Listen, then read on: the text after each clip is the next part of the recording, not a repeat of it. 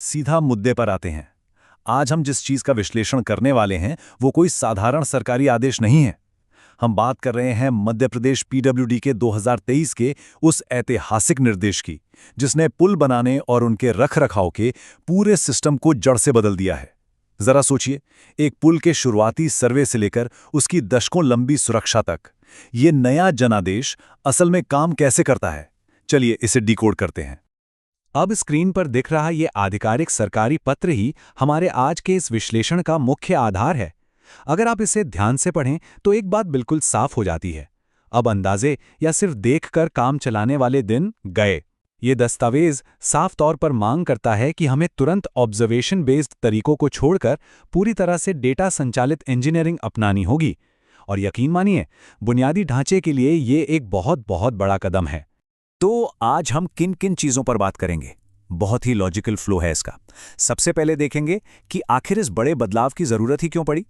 उसके बाद हम इसके तीनों चरणों को समझेंगे, यानी व्यापक सर्वेक्षण, डिजाइन और डीपीआर, और फिर कड़े निर्माण मानक। और हाँ, आखिर में हम ये भी देखेंगे कि उन पुराने पुलों का क्या होगा जो पहले से बने हुए हैं। चलिए शुरू करते हैं पहले हिस्से से, बदलाव का कारण। आखिर रातों रात इन नए और सख्त नियमों की जरूरत क्यों आ पड़ी? देखिए, समाधान को समझने के लिए पहले बीमारी को समझना पड़ता है ना? इस दस्तावेज के ठीक पहले पैराग्राफ में सरकार ने बड़ी ही बेबाकी से एक कड़वी सच्चाई को स्वीकारा है। हाल के दिनों में मॉनसून के दौरान जो पुल ढहे या डैमेज हुए, उसका सीधा कारण था गलत या अधूरा डेटा। सर्वे के दौरान हाई फ्लड लेवल यानी एचएफएल का बिल्कुल गलत अंदाजा लगाया गया। और तो और, नदी के ऊपर की तरफ बने बांधों जैसी संरचनाओं को पूरी तरह इग्नोर कर दिया गया। जाहिर है, जब पानी का बहाव अचानक बढ़ा तो पुरानी डिजाइन ताश के पत्तों की तरह ढह गए। तो इस तबाही को रोकने का क्या उपाय निकाला गया? यहीं से शुरू होता है चरण 1, व्यापक सर्वेक्षण। अब गैस वर्क या अनुमान के लिए कोई जगह नहीं बची है। अब किसी भी कंस्ट्रक्शन साइट पर एक भी ईंट रखने से पहले इंजीनियरों को डेटा के एक बड़े पहाड़ से गुजरना होगा। नियम कहते हैं कि हाई फ्लड लेवल का पता लगाने के लिए आपको 15 से 20 साल पुराना ऐतिहासिक डेटा खंगालना होगा। और बात यहीं खत्म नहीं होती। अधिकतम संभावित बाढ़ स्तर और उसके जोखिम को नापने के लिए पूरे 50 से 100 साल की डेटा का एनालिसिस करना जरूरी है। मतलब पुल को ऐसा बनाना होगा कि वो इस सदी की सबसे भयंकर बाढ़ का भी सीना तान कर सामना कर सके। और हाँ, सिर्फ डेटा इकट्ठा कर लेना ही काफी नहीं है, उसे क्रॉस चेक भी करना होगा।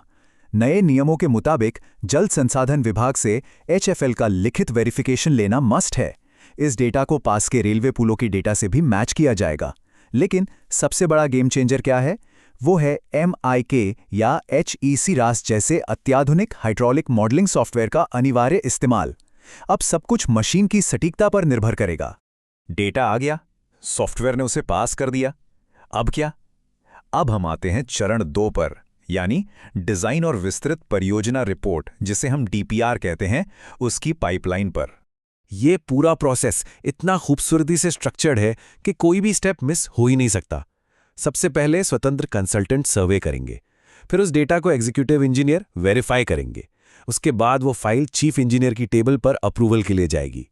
जब प्रशासनिक स्वीकृति मिल जाएगी, केवल और केवल तभी टेंडर निकालने के बारे में सोचा जा सकता है। अकाउंटेबिलिटी एकदम फिक्स कर दी गई है। इसमें एक बहुत ही कड़ा नियम और जोड़ा गया है। अगर कोई पुल 15 वर्ग किलोमीटर से बड़े कैचमेंट एरिया का पानी संभाल रहा है, तो टेंडरिंग से पहले आपके पास जमीन के नीचे की बोर डिटेल्स, मिट्टी के स्तर यानी सॉइल स्टाटा की जानकारी और एकदम रेडी वर्किंग ड्राइंग होनी ही चाहिए। ऐसा नहीं होगा कि काम शुरू कर दिया और बाद में डिजाइन बदल रहे हैं। सब कुछ पहले से तय होना चाहिए। अब तक सब कुछ कागजों पर था। अब बात करते हैं चरण 3 की, यानी एक्चुअल कंस्ट्रक्शन साइट की। डिजाइन को जमीन पर सुरक्षित तरीके से कैसे उतारा जाए। कॉन्ट्रैक्टर्स के लिए अब शॉर्टकट लेने का कोई स्कोप नहीं है। उन्हें इंडियन रोड कांग्रेस यानी IRC के लेटेस्ट और अपडेटेड कोड्स का सख्ती से पालन करना होगा। खासकर फॉर्म वर्क के लिए IRC 87 को मानना ही होगा। और स्ट्रक्चरल मजबूती से कोई समझौता ना हो, इसके लिए कंस्ट्रक्शन मटेरियल की बार बार और अनिवार्य रूप से लैब टेस्टिंग होगी। क्वालिटी चेक अब सिर्फ नाम का नहीं रह गया है।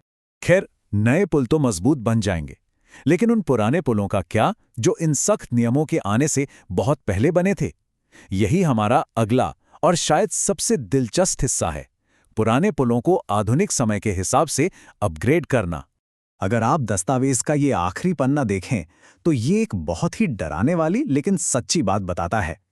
क्लाइमेट चेंज, अचानक आने वाली फ्लैश फ्लड्स या नदियों पर नए बांध बनने की वजह से पुराने पुलों के आसपास बाढ़ का स्तर आर्टिफिशियली बहुत ज्यादा बढ़ गया है। जो पुल 30 साल पहले सुरक्षित थे वो आज खतरे के निशान पर हैं। इसे थोड़ा परिप्रेक्ष्य में रखकर देखते हैं।